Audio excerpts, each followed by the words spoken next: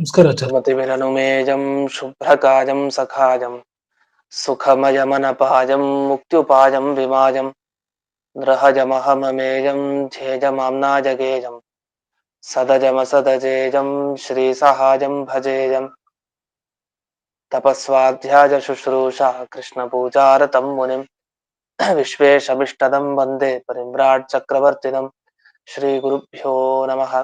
ಹರಿ ಓಂ. ಶ್ರೇಯಃ ಪತ್ಯೇ ನಿತ್ಯ ಗಣಿತ ಗುಣಮಾಣಿಕ್ಯ ವಿಶದ ಪ್ರಭಾ ಜಾಲೋಲ್ಲಾಸೋಪಹತ ಸಕಲಾವತ್ಯ ತಮಸೆ ಜಗಜ್ಜನ್ಮಸ್ಥೇಮ ಪ್ರಳಯ ರಚನಾಶೀಲ ವಪುಷೆ ನಮೋ ಶೇಷಾಂ ನಾಜಸ್ಮತಿ ಹೃದಯ ದೀಪ್ತಾಜ ಹರಜೆ ಯೇನ ಪ್ರಾದುರಭಾವಿ ಭೂಮಿ ವಲಯೆ ವ್ಯಸ್ತಾರಿಗೋ ಸಂತತಿ ಪ್ರಾಬೋಧಿಶ್ರುತಿ ಪಂಕಜಂ ಕರುಣಯಾ ಪ್ರಕಾಶಿತತ್ವಂ ಪರಂ ಧ್ವಾಂತಂ ಧ್ವಂಸಮನಾಜಿ ಸಾಧುನಿಕರಶ್ಚಾಕಾರಿ ಸನ್ಮಾರ್ಗಗಃ ತೇನಂ ವ್ಯಾಸ ದಿವಾಕರೇಣ ಸತತಂ ಮಾತ್ಯಾಜಿ ಮೇ ಮಾನಸಂ ವ್ಯಾಪ್ತಿರ್ಯಸ್ಯ ನಿಜೇ ನಿಜೇ ನಮಃ ಸಾ ಪಕ್ಷೇ ಸಪಕ್ಷೇ ಸ್ಥಿತಿಃ ವ್ಯಾವೃತ್ತಿಶ್ಚ ವಿಪಕ್ಷತೋಥ ವಿಷಯೇ ಸಕ್ತಿರ್ನ ವೈಬಾಧಿತೆ ನೈವಾಸ್ತಿ ಪ್ರತಿಪಕ್ಷಯುಕ್ತಿರತುಲಂ ಶುದ್ಧಂ ಪ್ರಮಾಣಂ ಸಮೇ ಭೂಯಾತ್ ತತ್ವವಿನಿರ್ಣಯಾಯ ಭಗವಾನ್ ಆನಂದತೀರ್ಥೋ ಮುನಿಃ ಭವತಿ ಯದನುಭಾವಾತ್ಯೇಡಮೂಕೋऽಪಿ ವಾಗ್ಮಿ ಜಡಮತಿರಪಿ ಜಂತುರ್ಜಾಯತೆ ಪ್ರಾಜ್ಞಮೌಲಿಃ सकलवचनचेतो देवता भारती सा मम वचसि निधत्तां सन्निधिं मानसे च रमा निवासोचितवास भूमिः संज्ञाय रत्नावलिजन्मभूमिः वैराग्यभाग्यो मम पद्मनाभतीर्थामृताब्धिर्भवताद्विभूत्यै पदवाक्यप्रमाणज्ञान प्रतिवादिमदच्छितः श्रीमदक्षोभ्यतीर्थाख्यानुपतिष्ठे गुरून् मम श्रीमदानन्दतीर्थारि सन्मनःसरसि भुवि अनुव्याख्याननलिने चिञ्चरी कतिमे मनः न शब्दाब्धौ गाढाः न च निगमचर्चासु चतुराः न च न्याये प्रौढाः न च विदितवेद्या अपि वयं परं श्रीमत्पूर्णप्रमतिगुरुकारुण्यसरणिं प्रपन्नामान्या स्मः किमपि च वदन्तोऽपि महताम् ॐ नारायणं निखिलपूर्णगुणैकदेहं निर्दोषमाप्यतममप्यखिलैः सुवाक्यैः अस्योद्भवादिदमशेषविशेषतोऽपि वन्द्यं सदा प्रियतमं मम सन्नमामि कुपिता हि फणच्छाया समीकृत्या परं सुखं सेवन्ते यत्पदं धीरास्तं भजे वल्लभं श्रियः.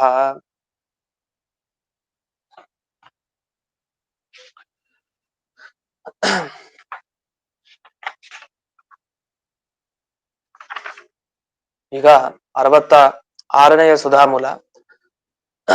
ಇಲ್ಲಿ ಆಚಾರ್ಯರು ಒಂದು ವಾಕ್ಯ ಪ್ರಯೋಗ ಮಾಡಿದ ಮೇಲೆ ಒಂದು ಪ್ರಶ್ನೆಯನ್ನ ಮಾಡಿದ್ದಾರೆ. ಇಲ್ಲಿ ತಾವದೇವ ಈಶ್ವರೋ ನಾಮ ಅಂತ ಹೇಳಿದ್ದಾರೆ. ತಾವದೇವ ಈಶ್ವರ, ಅಷ್ಟೇ ಈಶ್ವರ ಅಂತ, ಅಷ್ಟೇ ವಸ್ತುವನ್ನ ನಾವು ಈಶ್ವರ ದೇವರು ಅಂತ ಕರಿತೀವಿ ಅಂತ ಹೇಳಿದ್ದಾರೆ. ಆದ್ರೆ ಇದನ್ನ ಹೇಳಿದ್ರೆ ಅಷ್ಟೇ ವಸ್ತುಗಳನ್ನ ಅಂದ್ರೆ ಎಷ್ಟು ವಸ್ತು, ಒಂದಾ ಎರಡ, ಬೇಕಾದಷ್ಟು ಅಂತ ಆಯ್ತು.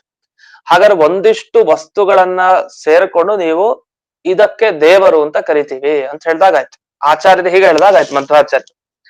ಆದ್ರೆ ಇದು ಹೇಳಿದ್ರೆ ನಮ್ಮ ಮತ ಒಪ್ಪಿರೋ ರೀತಿಯಲ್ಲೇ ಅನ್ನಿಸ್ತಾ ಇದೆ ನಮಗೆ ಅಂತ ಅವನು ನಮ್ಗೆ ಆಕ್ಷೇಪವನ್ನ ಮಾಡ್ತಾನೆ. ಅಂದ್ರೆ ಏನೇ ಆಗ್ಲಿ ನಮ್ಮ ಮೇಲೆ ಒಂದು ಆಕ್ಷೇಪ ಮಾಡ್ಲೇಬೇಕು, ಅದಕ್ಕೆ ಕೊನೆಗಾದ್ರೂ ನಮ್ಮ ಮತಕ್ಕೆ ಬರ್ತಾರಾ ಇವರು ಅಂತ. ಆ ರೀತಿ ತಾನು ಮತ್ತೆ ಪ್ರಶ್ನೆಯನ್ನ ಮಾಡ್ತಾ ಇದ್ದಾನೆ. ತಾವದ್ ವಸ್ತು ಈಶ್ವರೋ ನಾಮ ಇತ್ಯುಕ್ತೆ ಸಮುದಾಯ ಐಕ್ಯಂ ಪ್ರತೀಯತೆ ತಮ್ ನಿರಾಕರೋತಿ ಅಂತ ಮುಂದಕ್ಕೆ ಖಂಡನೆ ಮಾಡ್ತಾರೆ. ಸಮುದಾಯ ಐಕ್ಯ ಅಂದ್ರೆ ಏನರ್ಥ? ಅವರ ಮತದಲ್ಲಿ ಒಂದಿಷ್ಟು ಜೀವರ ಗುಂಪಿಗೆ ದೇವರು ಅಂತ ಹೆಸರು, ಅಷ್ಟೇ. ಜೀವರ ಒಂದು ಗುಂಪಿಗೆ ಒಂದು ಈಶ್ವರ ಅಂತ, ಅದು ಬಿಟ್ಟು ಬೇರೆ ಇಲ್ಲ. ಅದೇ ರೀತಿ ತಾವದ್ ವಸ್ತು ಈಶ್ವರ ಅಂದ್ರೆ ಅಷ್ಟು ವಸ್ತುಗಳಿಗೆ ಈಶ್ವರ ಅಂತ ಕರೀತಾರೆ. ಅಂದ್ರೆ ಅಷ್ಟು ವಸ್ತು ಅಂದ್ರೆ ಯಾವುದು? ನಮ್ ಥರನೇ ನೀವು ಹೇಳ್ದಾಗ ಆಯ್ತಲ್ಲ, ಅಷ್ಟು ವಸ್ತು ಅಂದ್ರೆ ಜೀವರ ಅಂತ ಮನಸ್ಸಿನಲ್ಲಿ ಇಟ್ಕೊಂಡು ಅವರು ಪ್ರಶ್ನೆ ಮಾಡ್ತಾ ಇದ್ದಾರೆ. ಆದ್ರೆ ಹಾಗಲ್ಲ, ಅದನ್ನು ನಾವು ಖಂಡನೆ ಮಾಡ್ತಾ ಇದೀವಿ. ತತ್ರ ಭೇದೋಪಿ ನ ಕ್ವಚಿತ್. ನಾವು ಹೇಳ್ತಾ ಇರೋದು ಯಾವ ಇದಕ್ಕೆ ಅಂದ್ರೆ ಭಗವಂತನ ರೂಪಗಳ ಗುಂಪಿಗೆ ಭಗವಂತ ಅಂತ ಹೆಸರಷ್ಟೆ. ಈಗ ಮತ್ಸ್ಯ, ಕೂರ್ಮ, ವರಾಹ ಈ ತರ ಅನೇಕ ಭಗವಂತನ ವಸ್ತುಗಳು ಅಂದ್ರೆ ಅವತಾರಗಳು, ಆ ಎಲ್ಲ ಆ ಭಗವದ್ ರೂಪಗಳಿಗೆ ಈಶ್ವರ ಅಂತ ಕರೀತಾರೆ ಅಂತ ಈ ಅಂಶವನ್ನ ಹೇಳ್ತಾ ಇರೋದು ಹೊರತು ಜೀವರ ಗುಂಪಿಗೆ ದೇವರು ಅಂತ ಹೆಸರಲ್ಲ. ಭಗವಂತನದೇ ಒಂದಿಷ್ಟು ಗುಂಪಿದೆ, ಆ ಗುಂಪಿಗೆ ಈಶ್ವರ ಈಶ್ವರ ಅಂತ ಕರಿತಾ ಇರೋದು. ಆದ್ರೆ ಹಾಗಂತ ಕೂಡ್ಲೆ ಆ ಭಗವಂತನ ರೂಪಗಳಲ್ಲಿ ಭೇದ ಒಂದು ಸ್ವಲ್ಪನೂ ಇಲ್ಲ. ಅಂದ್ರೆ ಮತ್ಸ್ಯ, ಕೂರ್ಮ ಸ್ವಲ್ಪ ಭೇದ ಇದೆ ಅಂದ್ರೆ ಆಕಾರದಲ್ಲಿ ಭೇದ ಇದೆಯಲ್ವಾ, ನಮ್ಗ ಅನ್ಸತ್ತೆ. ಈಗ ಗುಣಗಳಲ್ಲಿ ಏನೋ ವ್ಯತ್ಯಾಸ ಇರೋದು ಬೇಡ. ಗುಣಗಳಲ್ಲಿ ವ್ಯತ್ಯಾಸ ಇಲ್ಲ ಅಂದ್ರೆ ಈಗ ಮತ್ಸ್ಯರೂಪಿ ಪರಮಾತ್ಮನಿಗೆ ಎಷ್ಟು ಗುಣ ಇದೆಯೋ ಅಷ್ಟೇ ಗುಣ ಕೂರ್ಮ ರೂಪಿ ಪರಮಾತ್ಮನಿಗೂ ಇದೆ. ಆದ್ರೆ ಮತ್ಸ್ಯ ಆಕಾರ ಬೇರೆ ತಾನೆ, ಕೂರ್ಮದ ಆಕಾರ ಬೇರೆ. ಆಕಾರ ಅಂತೂ ಬೇರೆ ಬೇರೆ ಒಪ್ಬೇಕಲ್ಲ, ಅದು ಮೀನಿನ ಆಕಾರ, ಇದೊಂದು ಆಮೆಯ ಆಕಾರ, ಒಂದೊಂದು ರೀತಿಯ ಆಕಾರ. ಮತ್ತೆ ಈ ಆಕಾರ ಅಂತೂ ಬೇರೆ ಬೇರೆ ಅಲ್ವಾ ಅಂದ್ರೆ ಇಲ್ಲ, ಅದು ಒಂದೇ. ಇದು ಹೇಗ್ ಸಾಧ್ಯ? ಭಗವಂತನ ಪರಿಮಾಣ ಎಷ್ಟೋ ಅಷ್ಟೇ. ಯಾವುದೇ ಒಂದು ಚಿಕ್ಕ ರೂಪ ತಗೊಳ್ಳಿ, ಅದು ಅವನ ಅಚಿಂತ್ಯದ್ಭುತ ಶಕ್ತಿ ಅಷ್ಟೇ. ಅದೆಲ್ಲಾ ಪರಿಪೂರ್ಣತೆ ಇದ್ದೇ ಇರುತ್ತೆ ಪ್ರತಿಯೊಂದು ಅವತಾರದಲ್ಲಿ. ಅದು ಚಿಕ್ಕ ಅವತಾರನೋ ದೊಡ್ಡ ಅವತಾರನೋ, ನಾವು ಮತ್ಸ್ಯಾವತಾರದಲ್ಲಿ ನೋಡ್ತೀವಲ್ಲ, ಅದು ಕೊನೆಗೆ ಹಿಡಿಲಿಕ್ಕೆ ಆಗ್ಲಿಲ್ಲ ಅವನಿಗೆ, ರಾಜನಿಗೆ. ಅಷ್ಟು ದೊಡ್ಡದಾಗಿ ಅದು ಬೆಳೆಯುತ್ತೆ ಕೊನೆಗೆ. ಅಂತ ಏನು ಈ ಮತ್ಸ್ಯ ರೂಪಿ ಪರಮಾತ್ಮನ ಅವತಾರ ಏನಿದೆ, ಆ ಅವತಾರದಲ್ಲಿ ಎಲ್ಲಾ ಪರಿಮಾಣಗಳನ್ನ ತೋರಿಸಿದ ಪರಮಾತ್ಮ. ಚಿಕ್ಕದು, ದೊಡ್ಡದು, ಮಧ್ಯಮ ಪರಿಮಾಣ ಎಲ್ಲವನ್ನು ತೋರಿಸಿದ. ಹಾಗೆ ಪ್ರತಿಯೊಂದು ಅವತಾರಗಳಿಗೂ ಪೂರ್ಣತೆ ಅನ್ನೋದು ಇದ್ದೇ ಇದೆ. ಅದನ್ನ ಇಲ್ಲಿ ನೆನಪಿಸ್ಕೊಡ್ತಾ ಇದ್ದಾರೆ. ಅದರಿಂದ ಭಗವಂತನ ಎಲ್ಲ ರೂಪಗಳನ್ನ ಇಟ್ಕೊಂಡು ಅಲ್ಲಿ ಈಶ್ವರ ಅಂತ ಕರೀತಾರೆ ಅದಕ್ಕೆ ಅಂತ ಹೇಳಿದ್ದೆ ಹೊರತು, ಜೀವರ ಗುಂಪಿಗೆ ಈಶ್ವರ ಅಂತ ಕರೀತಾರೆ ಅಂತ ನಿಮ್ಮ ಮತ ನಾವು ಒಪ್ಪಲಿಲ್ಲ ಅಂತ ಅದನ್ನ ಹೇಳಿದ್ರು. ಏತೇನ ಏತದಪಿ ನಿರಸ್ತಂ ಈಶ್ವರ ರೂಪೇಶ್ವ ಉದಿತ ಇತಿ ಯದುಕ್ತಂ ಪೂರ್ವ ಪಕ್ಷಿಣ. ಅಷ್ಟೇ ಅಲ್ಲದೆ ಈ ಭಾಗವನ್ನ ಹೇಳಿದ್ರಿಂದ ಇದನ್ನು ಖಂಡನೆ ಮಾಡಿದಾಗ ಆಯ್ತು ಅಂತ ಪೂರ್ವ ಪಕ್ಷಿ ತಾನೊಂದು ಮಾತನ್ನ ಹೇಳ್ದ. ಅಂದ್ರೆ ಅವನೇನ್ ಹೇಳ್ತಾನೆ, ಈಗ ಮತ್ಸ್ಯಾದಿ ಭಗವಂತನ ಅವತಾರಗಳಿಗೂ ಪರಮಾತ್ಮನಿಗೂ ಅತ್ಯಂತ ಅಭೇದ, ಎಂದೆಂದಿಗೂ ಚೂರು ಭೇದ ಇಲ್ಲ. ಅದು ನಿಜವಾಗಿ ಅಭೇದವೇ ಪೂರ್ತಿ. ಅದನ್ನ ತಾನು ಹಿಂದಕ್ಕೆ ಹೇಳಿದ್ದ. ಹೇಗೆ ಅಂದ್ರೆ, ಹೇಗೆ ಮತ್ಸ್ಯಾದಿಗಳ ಗುಂಪಿಗೆ ಭಗವಾನ್ ಅಂತ ಕರಿತೀವೋ, ಈಶ್ವರ ಅಂತ ಹೇಗೆ ಕರಿತೀವೋ, ಹಾಗೆ ಜೀವರ ಗುಂಪಿಗೂ ಕರೀರಿ ಅಂತ ಈಶ್ವರ ಅಂತ ಹೀಗೆ ಹೇಳಿದ್ರೆ ಅದನ್ನ ಖಂಡನೆ ಮಾಡಿದಾಗ ಆಯ್ತಂತೆ. ಅದ್ ಹೇಗೆ ಅಂದ್ರೆ, ನೇಹನ ನಾಸ್ತಿ ಕಿಮಪಿ, ಮುಂದಿನ ಅನುವ್ಯಾಖ್ಯಾನ, ನೇಹನ ನಾಸ್ತಿ ಕಿಮಪಿ ಹರಯೋಯಮಜಂ ಹಿ ಸಹ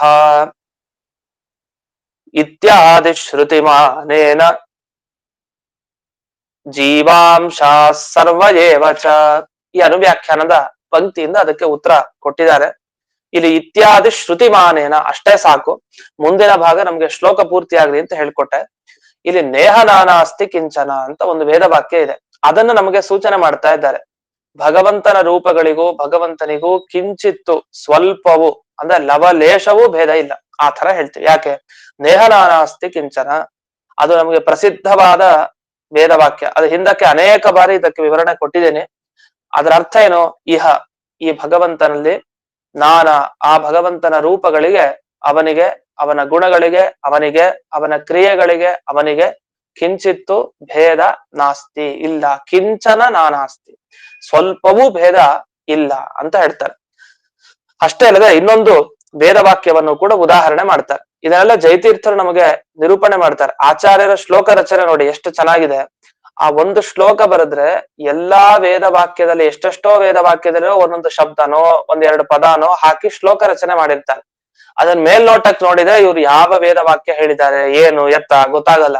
ಅದನ್ನೆಲ್ಲ ಜಯತೀರ್ಥರು ಇಲ್ಲಿ ಪ್ರತಿ ವಾಕ್ಯದಿಂದ ಬಿಡಿಸಿದ್ದಾರೆ. ಅನೇನ ನೇಹನಾನಾಸ್ತಿ ಕಿಂಚನ ಇತಿ ಶ್ರುತಿಂ ಉಪಾದತ್ತೆ. ಇಲ್ಲಿ ನೇಹನಾನಾಸ್ತಿ ಅಂತ ಏನ್ ಹೇಳಿದಾರಲ್ಲ, ಅದರಿಂದ ನೇಹನಾನಾಸ್ತಿ ಕಿಂಚನ ಅನ್ನೋ ವೇದ ವಾಕ್ಯವನ್ನ ತಗೊಳ್ಳಿ ಅಂತ ಬರುತ್ತೆ.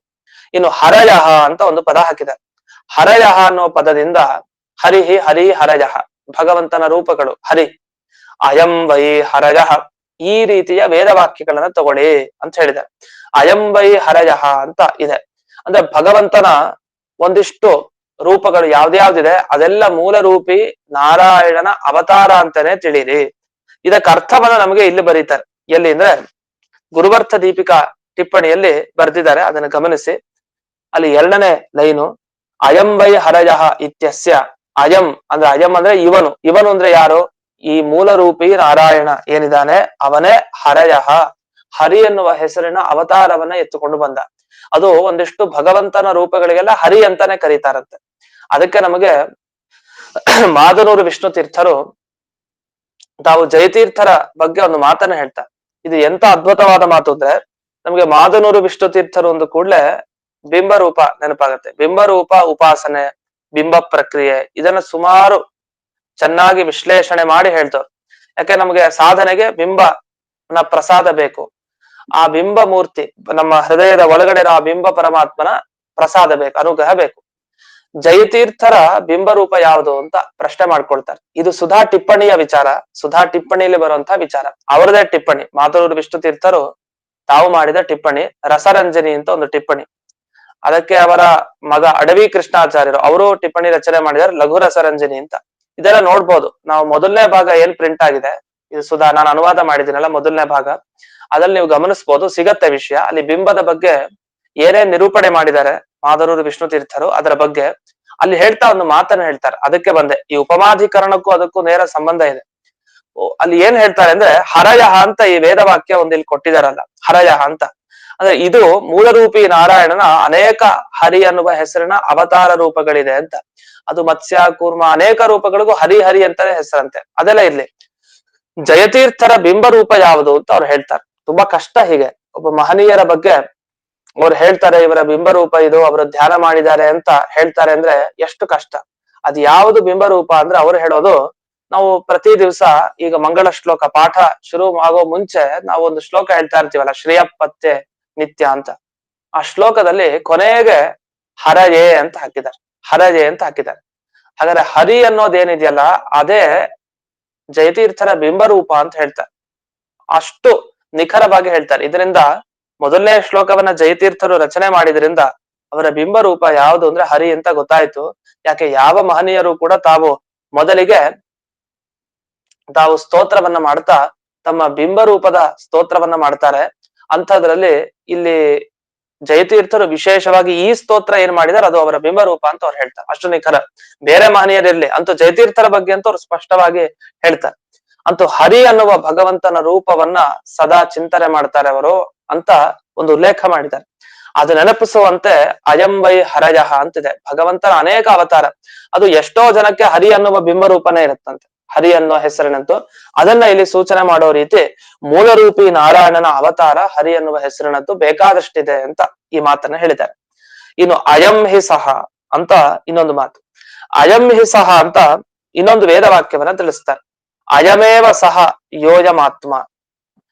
ಅದೇ ಈ ಮೂಲರೂಪಿ ನಾರಾಯಣನನ್ನೇ ಆತ್ಮ ಅಂತ ಕರಿತೀವಿ. ಯಾರನ್ನ ನಾವು ಜಗತ್ತಿನಲ್ಲಿ ಆತ್ಮ ಆತ್ಮ ಅಂತ ಕರಿತೀವಿ ಅದು ಮೂಲರೂಪಿ ನಾರಾಯಣನೇ ಅಂತ ಬರುತ್ತೆ. ಆದ್ರೆ ಈ ಮೇಲ್ನೋಟಕ್ ನೋಡಿದ್ರೆ ನಮಗೂ ಆತ್ಮ ಅಂತಾನೆ ಹೆಸರು, ಜೀವಾತ್ಮ ಅಂತ ನಮಗೆ ಹೆಸರು. ಆದ್ರೆ ನಮಗೆ ಜೀವಾತ್ಮ ಅಂತ ಸೇರಿಸಿ ಹೇಳ್ತೀವಿ, ಬರೀ ಆತ್ಮ ಅಂತ ಕರೆಯಲ್ಲ ನಮ್ಮನ್ನ. ಜೀವ ಆತ್ಮ, ಜೀವಾತ್ಮ ಅಂತ ನಾವು. ಕೇವಲ ಆತ್ಮ ಅಂತ ಕರೆದ್ರೆ ಅದು ಪರಮಾತ್ಮನೇ. ಅಂತ ಪರಮಾತ್ಮ ಯಾರನ್ನ ನಾವು ಆತ್ಮ ಆತ್ಮ ಅಂತ ಕರಿತೀವಿ ಅದು ಯಾರು ಬೇರೆ ಅಲ್ಲ, ಅದು ಅಯಂ ವೈ ಸಹ, ಅದು ಈ ಭಗವಂತನೇ ಹೊರತು ಬೇರೆ ಅಲ್ಲ ಅಂತ. ಹೀಗೆ ಏತಾಸಾಂ ಶ್ರುತೀನಾಂ, ಇಲ್ಲಿವರೆಗೆ ನೇಹನ ನಾಸ್ತಿ ಕಿಂಚನ ಅನ್ನೋ ವೇದವಾಕ್ಯ ಆಗ್ಲಿ, ಅಯಂ ವೈ ಹರಯಃ ಅನ್ನೋ ವೇದವಾಕ್ಯ ಆಗ್ಲಿ, ಅಯಮೇವ ಸಹ ಯೋಯಮಾತ್ಮ ಅನ್ನೋ ವೇದವಾಕ್ಯ ಆಗ್ಲಿ, ಈ ಎಲ್ಲ ವಾಕ್ಯಗಳು ಏನ್ ಹೇಳ್ತಾ ಇದೆ? ಏನಿಲ್ಲ, ಭಗವಂತನಿಗೂ ಭಗವಂತನ ರೂಪಗಳಿಗೂ ಭೇದ ಇಲ್ಲ, ಎಲ್ಲ ಒಂದೇ, ಚೂರು ಭೇದ ಇಲ್ಲ ಅವನ ರೂಪಕ್ಕೂ ಅವನಿಗೂ ಅಂತ ಹೇಳ್ತಾ ಇದ್ದಾವೆ. ಕೆಲವ್ರು ಏನ್ ಮಾಡಿದ್ರು, ಈ ಎಲ್ಲ ವಾಕ್ಯಗಳನ್ನು ತಗೊಂಡು ಇದೆಲ್ಲ ಅಭೇದ ಪರ, ಇದೆಲ್ಲ ಜೀವ ಪರಮಾತ್ಮ ಒಂದೇ ಅಂತ ಹೇಳ್ತಾ ಇದೆ ಅಂತ ಹೇಳಿದ್ರು. ಅಂದ್ರೆ ದೃಷ್ಟಿ ಹೇಗಿದೆಯೋ ಹಾಗೆ ವಾಕ್ಯಗಳ ವ್ಯಾಖ್ಯಾನ ಮಾಡ್ಕೊಂಡು ಹೋಗೋದು. ನಮ್ಗೆ ಹೇಗಿರುತ್ತೆ ಅಂದ್ರೆ ಜನರ ಭಾವನೆ, ನಮಗೆ ಅನ್ಸಿರೋದನ್ನೇ ನಾವು ಹೇರ್ತಾ ಹೋಗ್ತೀವಿ ಇನ್ನೊಂದಕ್ಕೆ.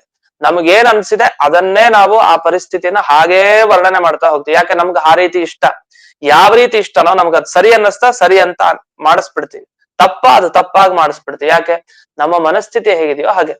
ಇಲ್ಲೇನಾಗಿದೆ, ಈ ವೇದವಾಕ್ಯ ಇಬ್ರಿಗೂ ಕೇಳ್ತು, ನಮ್ಮ ದ್ವೈತ ಸಿದ್ಧಾಂತಿಗಳಿಗೂ ಕೇಳ್ತು, ಬೇರೆಯವ್ರಿಗೂ ಕೇಳ್ತು ಇದೇ ವೇದವಾಕ್ಯ. ಅವರು ಅದೇ ಅಭ್ಯಾಸ ಮಾಡಿದ್ದು, ನಾವು ಅಭ್ಯಾಸ ಮಾಡಿದ್ದು. ಅವರ ತಲೆಯಲ್ಲಿ ಏನಿದೆ, ಎಂದಿಗೂ ಜೀವ ಪರಮಾತ್ಮ ಒಂದೇ, ಅದನ್ನ ಹೇಳ್ಬೇಕು ಒಟ್ಟು ವೇದವಾಕ್ಯದಿಂದ. ಅದಕ್ಕೆ ಸಿಗೋ ವೇದವಾಕ್ಯಗಳಿಗೆಲ್ಲ ಹಾಗೆ ಅರ್ಥ ಬರೀತಾ ಹೋಗ್ತಾರೆ.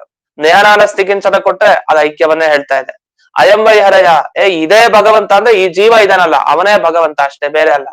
ಈ ಅಯಮೇವ ಸಹ ಯೋಯಮಾತ್ಮ, ಈ ಆತ್ಮ ಅಂದ್ರೆ ಜೀವ ಯಾರಿದಾರಲ್ಲ ಅಯಮೇವ, ಆ ಮೂಲರೂಪಿ ನಾರಾಯಣನೇ ಇವನು. ಹಾಗಾದ್ರೆ ಎಲ್ಲಾ ಕಡೆ ಅವ್ರು ಏನ್ ಮಾಡ್ತಾ ಇದಾರೆ, ಜೀವ ಪರಮಾತ್ಮ ಒಂದೇ ಒಂದೇ ಅನ್ನೋದನ್ನೇ ಎಲ್ಲ ವೇದ ವಾಕ್ಯಗಳಿಗೂ ತಾವು ವ್ಯಾಖ್ಯಾನ ಮಾಡಿ ತೋರಿಸಿದ್ದಾರೆ. ಆದ್ರೆ ನಾವು ಹಾಗಲ್ವಲ್ಲ, ನಮ್ಮ ಸಿದ್ಧಾಂತ ಬೇರೆ. ನಮ್ದೇನ್ ಸಿದ್ಧಾಂತ, ಭಗವಂತನಿಗೂ ಅವನ ರೂಪಗಳಿಗೂ ಭೇದ ಇಲ್ಲ. ನಾವು ಪ್ರತಿ ವಾಕ್ಯಕ್ಕೂ ಅಲ್ಲಿ ಈ ವಾಕ್ಯಗಳು ಏನೇನಿದೆ ಅದಕ್ಕೆಲ್ಲದಕ್ಕೂ ಹಾಗೆ ಅರ್ಥ ಮಾಡ್ತೀವಿ. ಆದರೆ ನೀವು ಪ್ರಶ್ನೆ ಮಾಡ್ಬೋದು, ಅವ್ರಿಗೆ ತೋಚಿದಂತ ಅರ್ಥ ಮಾಡಿದ್ರು, ನೀವು ತೋಚಿದಂತ ಅರ್ಥ ಮಾಡಿದ್ರು ಅಂತ ಅಲ್ಲ. ನಾವು ಪ್ರಮಾಣ ಸಹಿತವಾಗಿ ಕೊಟ್ಟಿದ್ದೀವಿ, ಎಲ್ಲ ಪ್ರಮಾಣ ಇದೆ, ವಿರುದ್ಧವಾಗಿಲ್ಲ, ಎಲ್ಲ ಪ್ರಮಾಣ ಸಹಿತವಾಗಿ ಸುಮ್ನೆ ನಾವು ಅರ್ಥ ಹೇಳೋದಿಲ್ಲ. ಅದಕ್ಕೆ ಪ್ರಮಾಣ ಕೊಟ್ಟು ಅರ್ಥ ಹೇಳ್ತೀವಿ. ಅವರು ಕೊಡೋ ಪ್ರಮಾಣ ಸಾವಕಾಶ ಅಂತ ತೋರಿಸ್ತೀವಿ ಅಷ್ಟು. ಅಂತೂ ಈ ಎಲ್ಲ ಶ್ರುತಿಗಳನ್ನ, ವೇದವಾಕ್ಯಗಳನ್ನ ಅಭೇದ ಹೇಳ್ತಾ ಇದೆ ಅಂತ ಕೆಲವರು ಅರ್ಥ ಹೇಳ್ತಾರಲ್ಲ, ಆದ್ರಿಂದ ನೀವು ಹೇಳಿದ ವಿಷಯದಲ್ಲಿ ಇದೆಲ್ಲ ಪ್ರಮಾಣ ಹೇಗೆ ಅಂದ್ರೆ ನೋಡಿ, ಅದಕ್ಕೆ ಆಚಾರ್ಯರು ಒಂದು ಗಂಭೀರ ಶಬ್ದವನ್ನ ಬಳಸ್ತಾರೆ. ಇತ್ಯಾದಿ ಶ್ರುತಿಮಾನೇನ ಅಂತ ಬಳಸ್ತಾರೆ. ವೇದ ಪ್ರಮಾಣವಾದ ವೇದವಾಕ್ಯಗಳು ಈ ಅರ್ಥವನ್ನ ಹೇಳ್ತಾ ಇದೆ. ಏನಂತ? ಭಗವಂತನಿಗೂ ಅವನ ರೂಪಗಳಿಗೂ ಭೇದವೇ ಇಲ್ಲವೇ ಇಲ್ಲ ಅಂತ ಹೇಳ್ತಾ ಇದೆ. ಅಂದ್ರೆ ವೇದವಾಕ್ಯ ಮಾನ ಅಂದ್ರೆ ಪ್ರಮಾಣ. ವೇದವಾಕ್ಯ ಪ್ರಮಾಣ ಅಂತ ನಮಗ್ ಗೊತ್ತಿಲ್ವಾ? ಗೊತ್ತಿದೆ. ಆದ್ರೂ ಯಾಕೆ ಮಧ್ವಾಚಾರ್ಯರು ಶ್ರುತಿ ಮಾನೇನ ಅದೊಂದು ಪ್ರಮಾಣ ಅಂತ ಯಾಕೆ ಹೇಳ್ತಾರೆ ಅಂದ್ರೆ, ಆ ವೇದವಾಕ್ಯ ಈಗ ನೀವೇನು ಉದಾಹರಿಸ್ತಾ ಇದ್ದೀರಿ ಅದೆಲ್ಲ ಪ್ರಮಾಣ ಆಗಬೇಕು, ಅದು ನಾವು ಸ್ವೀಕಾರ ಮಾಡ್ಬೇಕು ಅಂತ ಆದ್ರೆ ಅದು ಯಾರನ್ನ ಹೇಳ್ತಾ ಇರ್ಬೇಕು? ಭಗವಂತನ ಬಗ್ಗೆನೇ ಹೇಳ್ತಾ ಇರ್ಬೇಕು. ಆದ್ರೆ ಐಕ್ಯದ ಬಗ್ಗೆ ಹೇಳೋದಲ್ಲ. ಭಗವಂತನ ರೂಪಗಳಿಗೂ ಭಗವಂತನಿಗೂ ಅಭೇದವನ್ನ ಹೇಳ್ತಾ ಇರ್ಬೇಕಷ್ಟೇ, ಐಕ್ಯವನ್ನ ಇಲ್ಲಿ ಹೇಳೋದಲ್ಲ. ಜೀವ ಬ್ರಹ್ಮರಿಗೆ ಐಕ್ಯ ಹೇಳೋದಲ್ಲ, ಭಗವಂತನಿಗೂ ಅವನ ರೂಪಕ್ಕೂ ಐಕ್ಯ ಹೇಳ್ತಾ ಇರ್ಬೇಕು. ಅಂಥ ಐಕ್ಯವನ್ನ ಹೇಳ್ತಾ ಇದ್ರೆ ಮಾತ್ರ ಅದು ಪ್ರಮಾಣ ಆಗತ್ತೆ. ಈ ಅಂಶವನ್ನ ತಿಳಿಸ್ಲಿಕ್ಕೆ ಬೇರೆಯವರು ಹೇಳೋ ರೀತಿಯಲ್ಲಿ ಅಭೇದವನ್ನ ಹೇಳ್ತಾ ಇದ್ರೆ ಜೀವ ಮತ್ತೆ ಬ್ರಹ್ಮನಿಗೆ, ಆಗ ಆ ವಾಕ್ಯ ಪ್ರಮಾಣ ಅಲ್ಲ, ಅದನ್ನ ನಾವ್ ಹೇಳೋ ಅರ್ಥನೇ ಸರಿ ಅನ್ನೋದನ್ನ ಸೂಚನೆ ಮಾಡ್ತಾ ಇದ್ದಾರೆ ಶ್ರುತಿ ಮಾನೇನ ಅನ್ನೋದನ್ನ. ಅದ್ ಹೇಗೆ ಅನ್ನೋದನ್ನ ಆಚಾರ್ಯರು ಖಂಡನೆ ಮಾಡ್ತಾನೆ ಇದ್ದಾರೆ, ಅನೇಕ ಬಾರಿ ನಮ್ಗೆ ತೋರಿಸಿದ್ದಾರೆ. ಯಾಕೆ ಜೀವ ಬ್ರಹ್ಮನನ್ನ ಐಕ್ಯ ಅಂತ ನಾವು ಒಪ್ಪಬಾರದವರಿಬ್ಬರಿಗೆ ಅಂತ ಉಪಮಾಧಿಕರಣದ ಸುಮಾರು ಸಂದರ್ಭದಲ್ಲಿ ತೋರಿಸ್ತಾನೆ ಇದ್ದಾರೆ. ಅಂತೂ ಇಷ್ಟು ಈ ಶ್ಲೋಕಗಳಿಗೆ ಅರ್ಥ. ಬಹಳ ಕಷ್ಟ ಅರ್ಥ ಹೇಳೋದಿದು. ಯಾಕೆ ಅಂದ್ರೆ ಜಯತೀರ್ಥರ ವಿವರಣೆ ಇಲ್ಲದೆ ಹೋದ್ರೆ ಏನ್ ಹೇಳ್ತಾ ಇದಾರೆ, ಯಾವ ವೇದವಾಕ್ಯ, ಅದಕ್ಕೆ ಏನ್ ಅರ್ಥ, ಎಲ್ಲಿ ಸಿಗತ್ತೆ, ಬಹಳ ಕಷ್ಟ ಅದು ಹುಡುಕೋದು ಅಂತ. ಅದನ್ನೆಲ್ಲ ಇವರು ಚೆನ್ನಾಗಿ ವಿವರಣೆ ಮಾಡಿ ಕೊಟ್ಟಿದ್ದಾರೆ. ಇದಾಗಿ ಇನ್ನೂ ಬಿಡಲ್ಲ, ಅಂದ್ರೆ ಪ್ರತಿ ಒಂದನ್ನು ಕೂಡ ಬಿಡಲ್ಲ. ಸುಧಾದಲ್ಲಿ ಅದನ್ನ ತೋರಿಸ್ತಾ ಇದ್ದಾರೆ ಜಯತೀರ್ಥರು. ಆದ್ಯ ಶ್ರುತೌ ಈಶ್ವರ ರೂಪೇಶು ಭೇದ ನಿರಾಕರಣಸ್ಯ ಸ್ಪಷ್ಟತ್ವಾತ್. ಮೊದಲನೇ ವೇದವಾಕ್ಯ ಇದೆ, ಯಾವುದು? ನೇಹನಾನಾಸ್ತಿ ಕಿಂಚನ ಅನ್ನೋ ವೇದವಾಕ್ಯ. ಈ ವೇದವಾಕ್ಯದಲ್ಲಿ ಏನ್ ಹೇಳ್ತಾ ಇದ್ದಾರೆ ಅಂತ ಬರೆದ್ರು. ಏನ್ ಹೇಳ್ತಾ ಇದ್ದಾರೆ ಅಂದ್ರೆ, ಈಶ್ವರ ರೂಪೇಶು ಭೇದ ನಿರಾಕರಣಸ್ಯ ಸ್ಪಷ್ಟತ್ವಾತ್. ಅಲ್ಲಿ ಸ್ಪಷ್ಟವಾಗಿ ತೋರ್ತಾ ಇದೆ. ಆ ವೇದವಾಕ್ಯ ಓದ್ದವನಿಗೆ ಸ್ಪಷ್ಟವಾಗಿ ತಿಳಿಯತ್ತೆ. ಏನ್ ತಿಳಿಯತ್ತೆ ಅಂದ್ರೆ, ಭಗವಂತನ ರೂಪಗಳಿಗೂ ಭಗವಂತನಿಗೂ ಸ್ವಲ್ಪವೂ ಭೇದ ಇಲ್ಲ, ಅವ ಎಂದೆಂದಿಗೂ ಅಭೇದವೇ, ಐಕ್ಯವೇ ಇದೆ. ಹಾಗಾದ್ರೆ ನಾವು ಐಕ್ಯ ಒಪ್ತೀವಿ. ಎಂತ ಐಕ್ಯ ಒಪ್ತೀವಿ? ಮೊನ್ನೆ ದಿವ್ಸನೂ ಬಂತು, ಸ್ಥಾನೈಕ್ಯ, ಮತ್ಯೈಕ್ಯ ಒಪ್ತೀವಿ, ಸ್ವರೂಪ ಐಕ್ಯ ಒಪ್ಪಲ್ಲ ಜೀವ ಬ್ರಹ್ಮರಿಗೆ. ಆದ್ರೆ ಸ್ವರೂಪ ಐಕ್ಯ ಒಪ್ಪಿದೀವಿ. ಎಲ್ಲೊಪ್ಪಿದೀವಿ? ಜೀವ ಬ್ರಹ್ಮರಿಗೆ ಒಪ್ಪಿಲ್ಲ, ಆದ್ರೆ ಭಗವಂತನಿಗೂ ಭಗವಂತನ ರೂಪಗಳಿಗೂ ಸ್ವರೂಪ ಐಕ್ಯ ಒಪ್ಪಿದೀವಿ. ಎರಡು ಒಂದೇ, ಅದು ಬೇರೆ ಅಲ್ಲ. ಮತ್ಸ್ಯ ಕೂರ್ಮಾದಿ ಅವತಾರ ಜೊತೆಗೆ ಮೂಲ ರೂಪಿ ನಾರಾಯಣ ಇಬ್ರು ಕೂಡ ಒಂದೇ, ಸ್ವರೂಪ ಐಕ್ಯ ಒಪ್ಪಿದೀವಿ ಅಲ್ಲಿ. ಹಾಗಾದ್ರೆ ನಮ್ಮ ಸಿದ್ಧಾಂತದಲ್ಲೂ ಒಪ್ಪಿದೀವಿ, ಸ್ವರೂಪ ಐಕ್ಯ ಒಪ್ಪಿದೀವಿ, ಸ್ಥಾನೈಕ್ಯ ಮತ್ಯೈಕ್ಯ ಅಂತೂ ಒಪ್ಪೇ ಇದೀವಿ. ಆದ್ರೆ ಎಂಥ ಸ್ವರೂಪ ಐಕ್ಯ ಒಪ್ಪಿಲ್ಲ ಅಂದ್ರೆ, ಜೀವರಿಗೆ ಬ್ರಹ್ಮನಿಗೆ ಅವರಿಬ್ಬರ ಸ್ವರೂಪ ಒಂದೇ ಅಂತ ಹೇಳೋದಿದ್ರೆ ಅಂಥ ಸ್ವರೂಪ ಐಕ್ಯ ನಾವು ಒಪ್ಪಿಲ್ಲ. ನಮ್ಮ ಸಿದ್ಧಾಂತದಲ್ಲೂ ಐಕ್ಯೋಪಾಸನೆ ಬಹಳ ಮುಖ್ಯ. ಯಾವ ಐಕ್ಯೋಪಾಸನೆ? ಜೀವ ಬ್ರಹ್ಮ ಒಂದೇ ಅಂತ ಧ್ಯಾನ ಮಾಡಿದ್ರೆ ನರಕ, ಅದಲ್ಲ. ಹೊರತು ಭಗವಂತನ ರೂಪಗಳಿಗೂ ಭಗವಂತನಿಗೂ ನಾವು ಕುಲದೇವರೇ ಶ್ರೇಷ್ಠ ಅಂತ ನಾವು ಭಾವಿಸ್ತೀವಿ, ನಮ್ಮ ಕುಲದೇವರು. ಹಾಗಂತ ಬೇರೆ ದೇವರು ಶ್ರೇಷ್ಠ ಅಲ್ವಾ? ಪರಮಾತ್ಮನ ರೂಪಗಳೇ ಬೇರೆ. ಆದರೆ ಅವರವರ ಕುಲಕ್ಕೆ ತಕ್ಕಂತೆ ಒಂದರ ಆರಾಧನೆ ನಿರಂತರ ಮಾಡ್ತಾ ಇದ್ರೆ ಬೇಗ ಅನುಗ್ರಹ ಆಗತ್ತೆ ನಮ್ಗೆ. ಆ ದೃಷ್ಟಿಯಲ್ಲಿ ಕುಲದೇವರು ಅನ್ನುವ ನಮ್ಮ ವಿಷಯವನ್ನ ಕೇಳ್ತೀವಿ. ಅಂತೂ ಕುಲದೇವರಿಗೆ ಎಷ್ಟು ಮಹಾತ್ಮೆ ಇದೆಯೋ, ನಮ್ಮ ಕುಲದೇವರಲ್ಲ ಅಂತ ನಾವು ಹೇಳೋ ದೇವರು ಭಗವಂತನ ಅವತಾರ ರೂಪಗಳಿದೆ, ಅದಕ್ಕೂ ಅಷ್ಟೇ ಮಹಾತ್ಮೆ ಇದೆ, ಏನ್ ವ್ಯತ್ಯಾಸ ಏನಿಲ್ಲ. ಆದರೆ ಈಗ ಹೇಳಿದಂತೆ ಕುಲದೇವರು ಅಂತ ಮಾಡಿರ್ತಾರಲ್ಲ, ಅದಕ್ಕೆ ವಿಶೇಷವಾಗಿ ನಾವು ಆರಾಧನೆ ಮಾಡಿದಾಗ ಬೇಗ ಅದರಿಂದ ನಮ್ಗೆ ಫಲ ಸಿಗತ್ತೆ. ಪರೀಕ್ಷೆ ಮಾಡಲ್ಲ, ದೇವರ ಅನುಗ್ರಹ ಮಾಡ್ತಾನೆ ನಮ್ಗೆ ಅಂತ, ಸ್ವಲ್ಪ ದಿನದಲ್ಲ ಅನುಗ್ರಹ ಮಾಡ್ತಾನೆ, ಬೇಗ ಒಲಿತಾನೆ ಎನ್ನುವ ದೃಷ್ಟಿಯಿಂದ.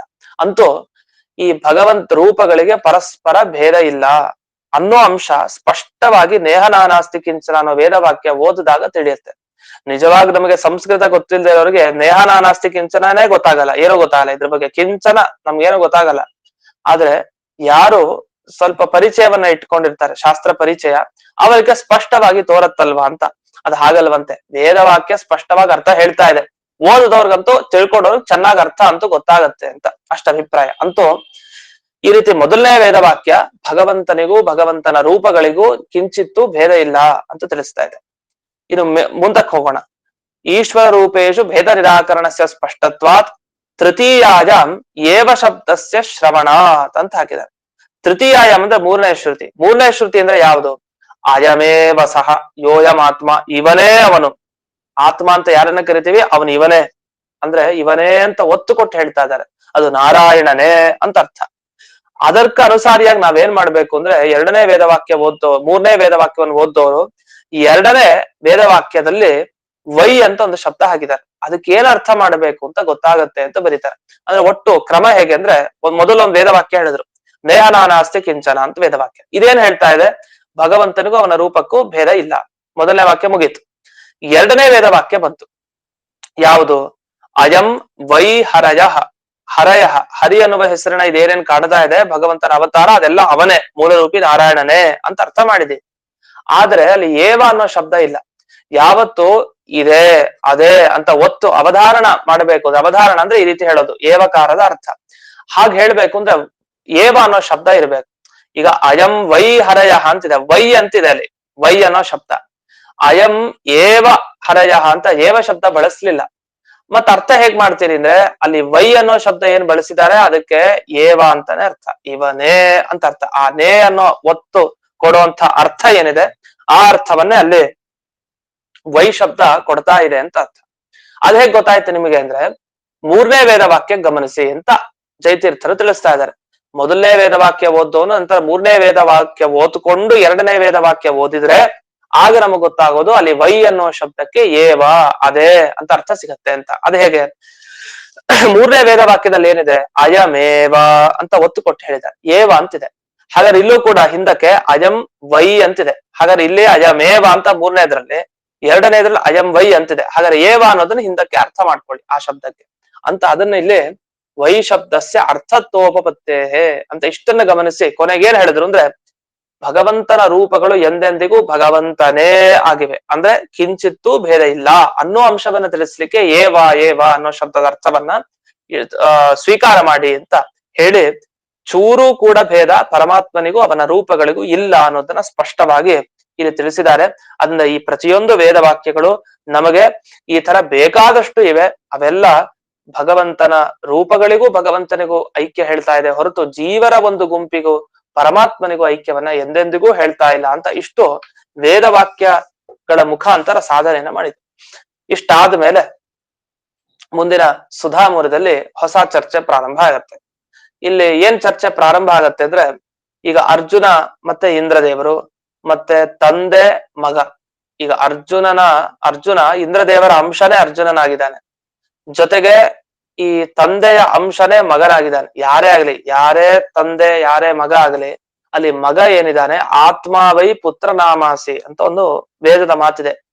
ಆತ್ಮಾವೈ ಪುತ್ರನಾಮಾಸಿ ಅಂದ್ರೆ ತಂದೆನೆ ಮಗನ ರೂಪದಲ್ಲಿ ಒಂದ್ ಅಂಶದಿಂದ ಬರ್ತಾನಂತೆ. ಒಂದ್ ಅಂಶದಿಂದ ತಂದೆನೇ ಮಗನಾಗಿ ಬರ್ತಾನೆ, ಅವನ ಮಗನೇ ಒಂದ್ ಅಂಶದಿಂದ ಬರ್ತಾನೆ.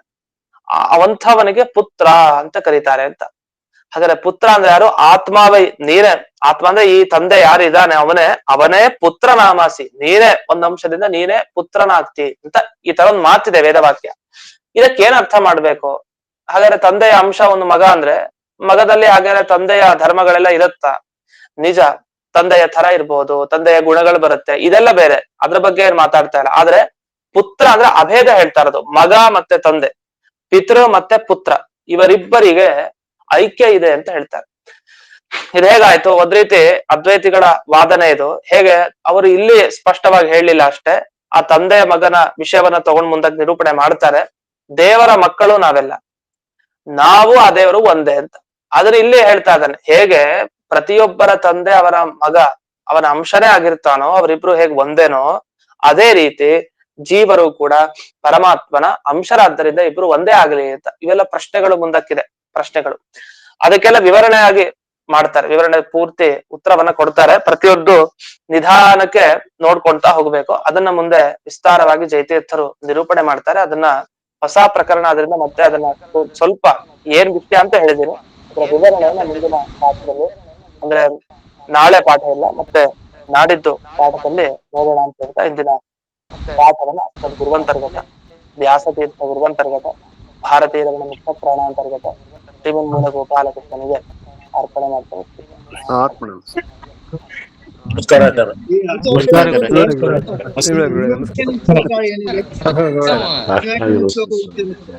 ವೈ ಅಂದ್ರ ಏವನ್ ತಗೋಬೇಕಲ್ಲ ಅರ್ಥ.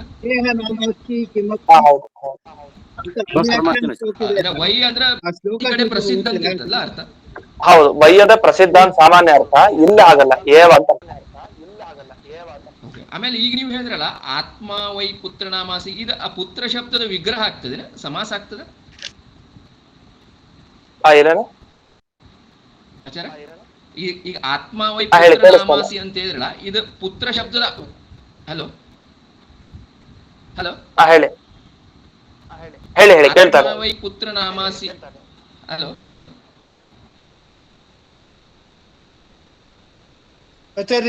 ನೇಹ ನಾನಾಸ್ತಿ ಕಿಮಪಿ ಹರಿಯೋ ಅಯಂ ಅಯಂ ಅನ್ನೋದು ಏನಂತ ಹೇಳಿದೆ ಇಲ್ಲಿ ನನ್ನ ಪುಸ್ತಕದಲ್ಲಿ?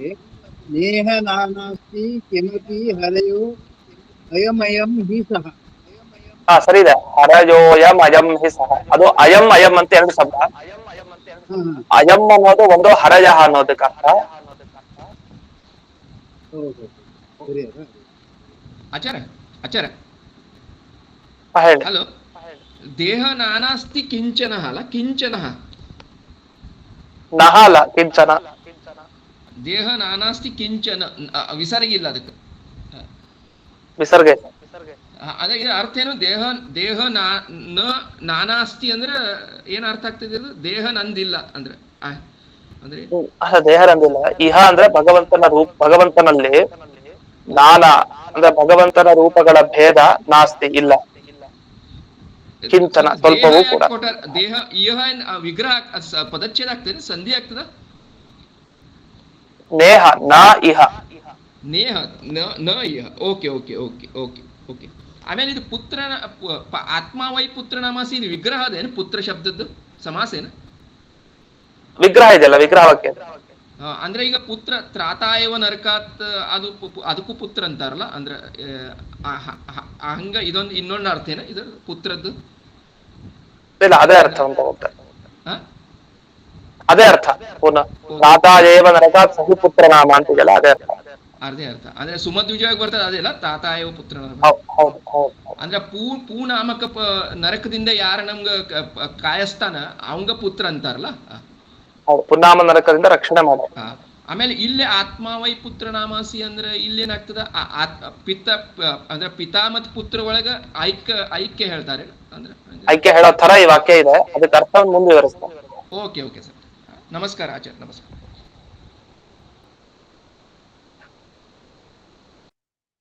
ನಮಸ್ಕಾರ ಆಚಾರ್ಯ.